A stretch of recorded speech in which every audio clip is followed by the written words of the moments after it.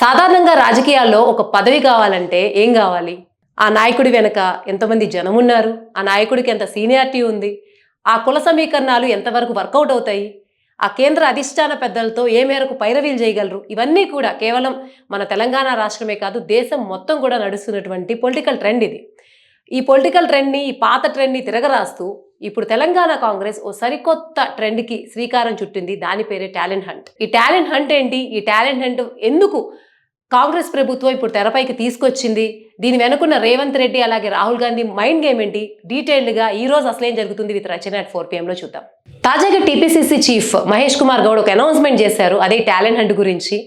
ఇక నుంచి కాంగ్రెస్‌లో ఏదన్నా సరే ప్రతినిధుల్ని తీసుకోవాలంటే ఖచ్చితంగా దీనిలో పాస్ అయ్యి ఫిల్టర్ అవుట్ అయ్యి రావాలి. సో ఈ టాలెంట్ హంట్ ఏంటి అన్నది ఇప్పుడు చూద్దాం.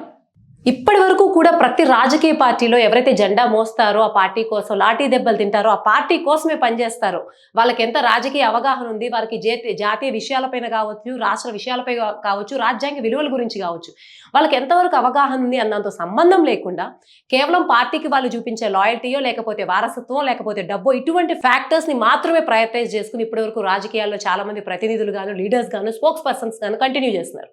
సో రాహుల్ గాంధీ ఇలా కాకుండా ఒక ప్రొఫెషనల్ టీం మనకు ఉండాలి, ప్రొఫెషనల్ గా వర్క్ చేయాలి అన్న ఒక ఆలోచనతో ఈ టాలెంట్ హంట్ అనేటువంటి కొత్త పద్ధతిని అయితే తీసుకురాబోతున్నారు. రానున్న 15 days లో దీని గురించి కాంగ్రెస్ సోషల్ మీడియా తరఫున విపరీతమైనటువంటి పబ్లిసిటీ చేయబోతుంది. సో దీన్ని ఎలా రిక్రియేట్ చేస్తారు, ఎలా ప్రాసెస్ చేస్తారో ఫస్ట్ చూద్దాం. తర్వాత దీనికి ఉన్నటువంటి ప్లస్ మైనస్ తర్వాత అనలైజ్ చేద్దాం. టాలెంట్ హంట్ ఇంకా చెప్పాలంటే జాతీయ ప్రతిభా అన్వేషణ, దీనికి తెలుగు పేరు. సో దీంట్లో కాంగ్రెస్ ప్రభుత్వం కొన్ని కరపత్రాలను అయితే రిలీజ్ చేస్తుంది. ఈ కరపత్రాల్లో ఒక క్యూఆర్ కోడ్ ఉంటుంది. ఈ క్యూఆర్ కోడ్ని ఎవరైతే అప్లై చేయాలనుకుంటారో యువత, వాళ్ళు స్కాన్ చేయాలి. స్కాన్ చేసినప్పుడు దాంట్లో అప్లికేషన్ ఫామ్ వస్తుంది. ఈ అప్లికేషన్ ఫామ్ ఫిల్ చేయాలి. అలా అని చెప్పేసి అప్లికేషన్ ఫామ్ ఫిల్ చేసిన అందరినీ తీసుకుంటారని కాదు. అప్లికేషన్ ఫామ్ చేసిన తర్వాత వాళ్ళకి జాతీయ, రాష్ట్ర రాజకీయాలపై అవగాహన, అంటే పాలిటిక్స్ మీద ఎంత అవగాహన ఉంది, అలాగే కాన్స్టిట్యూషన్ మీద, సెక్యులరిజం మీద వాళ్ళకి ఏమాత్రం అవగాహన ఉంది, ఈ 3 ముఖ్య అంశాలుగా తీసుకుని వాళ్ళు ఆల్మోస్ట్ ఒక ఎగ్జామ్ లాగా ఒక కైండ్ ఆఫ్ థింగ్ గా రాయాలి. రాసిన తర్వాతే వాళ్ళు ఫిల్టర్ అవుట్ చేస్తారు. సో దీన్ని కూడా కేవలం హైదరాబాద్లో మాత్రమే కాదు, 2 జిల్లాల్ని ఒక యూనిట్ గా తీసుకుని ఈ రిక్రూట్మెంట్ అనేది జరుగుతుంది. సో మొత్తం అందరూ ఓవరాల్ గా ఎవరైతే సెలెక్ట్ అవుతారో వాళ్ళని కాంగ్రెస్ పార్టీ మళ్ళీ ట్రైన్ చేసుకుని వాళ్ళ మీడియా సెల్స్ లో కావచ్చు, డిబేట్స్ లో కావచ్చు, ప్యానలిస్టులుగా కావచ్చు, ప్రతినిధులుగా కావచ్చు, ఓవరాల్ గా తర్వాత అపాయింట్మెంట్స్ చేస్తారు. దీనివల్ల కాంగ్రెస్ పార్టీ ఒక యంగ్ అండ్ ఇంటెలెక్చువల్ ఆర్మీని బిల్డ్ చేసేటువంటి ప్రయత్నం అయితే చేస్తుంది.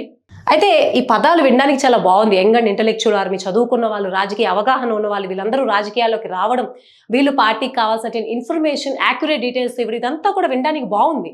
కానీ ఎన్నో నెలల తరబడి, సంవత్సరాల తరబడి పార్టీ ఆఫీసులు చుట్టూ తిరుగుతూ లాయల్గా ఉన్నటువంటి పాత లీడర్లు ఇటువంటి ప్రొఫెషనల్ సెటప్తో వచ్చేటువంటి లీడర్స్ని యాక్సెప్ట్ చేస్తారా, కొత్త లీడర్స్ని? సో ఆల్రెడీ ఉన్నటువంటి పాతతరం నాయకులందరూ కూడా ఏమవుతారు? సో ఇవన్నీ కూడా గ్రౌండ్ లెవెల్లో ఉన్నటువంటి రియాలిటీ. సో రాహుల్ గాంధీ దీన్ని ఎందుకు తీసుకువస్తున్నారు? రేవంత్ రెడ్డి, రాహుల్ గాంధీ మైండ్లో ఉన్నటువంటి ప్లాన్స్ ఏంటి? ఇప్పుడు తెలంగాణ రాజకీయాల్లో కాంగ్రెస్కి ఇది ఎందుకు అవసరం? అది ఇప్పుడు చూద్దాం. సో ఫస్ట్ నుంచి కూడా రాహుల్ గాంధీ ఒకటి బలంగా నమ్మేవారు. అదేంటంటే డబ్బు ద్వారానో, వారసత్వం ద్వారానో రాజకీయాల్లోకి రాకుండా కొంత చదువుకున్న వాళ్ళు, సాధారణ యువత, అవగాహన ఉన్న వాళ్ళు రావాలి అని ఆయన ఎప్పటి నుంచో చెప్తూనే ఉన్నారు. దీనిలో పాటుగానే ఆయన చాలాసార్లు పాదయాత్రలో వీటిలో చాలాసార్లు చెప్పారు. సో దానిలో పాటుగా ఈ ప్రయోగానికి కాంగ్రెస్ తెరతీసిందని చెప్పుకోవచ్చు. సో దీని ద్వారా ఎవరైతే సామాన్య కార్యకర్తలుగా ఉంటారో, మాకు గాడ్ ఫాదర్స్ లేరు, మాకు అవకాశం లేదనుకుంటారో వాళ్ళకు ఒక జోష్ అయితే వస్తుంది.